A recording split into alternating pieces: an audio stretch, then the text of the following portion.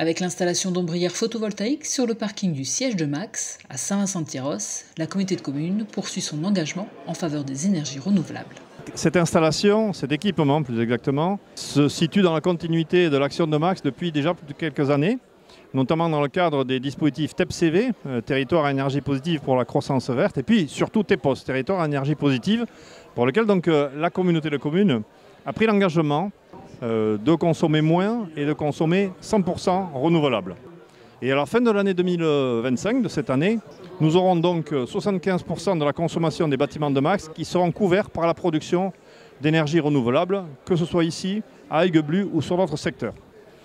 Alors effectivement, c'est un dispositif qui s'adresse aujourd'hui à Max, mais qui complète le dispositif notamment Rénomax, qui permet un audit chez les particuliers, un audit gratuit, avec la collaboration de Solia, et puis aussi le fonds d'investissement environnemental que la communauté de communes a mis en place à destination des communes. Donc on a un dispositif complet qui permet non seulement d'affirmer une ambition, mais de la réaliser. Et ça c'est très, très important. La communauté de communes aujourd'hui est une institution qui crée, qui réalise et qui innove. Et ça je crois que c'est capital.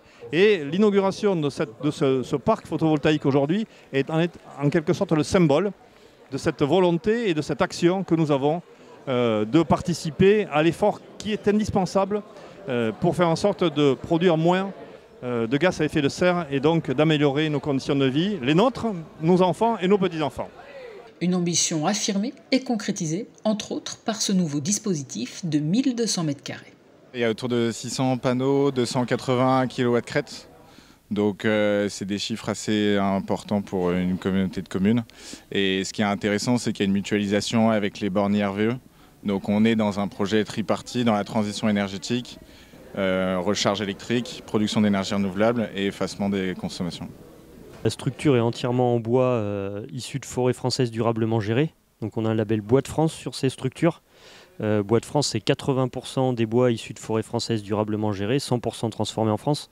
Nous, chez Pifto Bois, c'est 100% d'appro française, 100% transformés dans nos ateliers.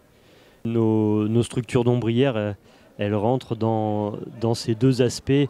Alors, réarmement industriel, puisqu'on produit en France et on fait travailler des entreprises françaises, et également création d'énergie renouvelable avec des structures bas carbone. Donc ça ajoute de la valeur à ces structures dans le sens où l'impact environnemental du projet est fortement diminué du fait du stockage de carbone par le bois. Au-delà des réalisations déjà concrétisées, 11 nouveaux projets en cours devraient permettre à Max de dépasser ses ambitions initiales en matière de production d'énergie renouvelable, démontrant ainsi sa volonté d'agir face aux enjeux climatiques.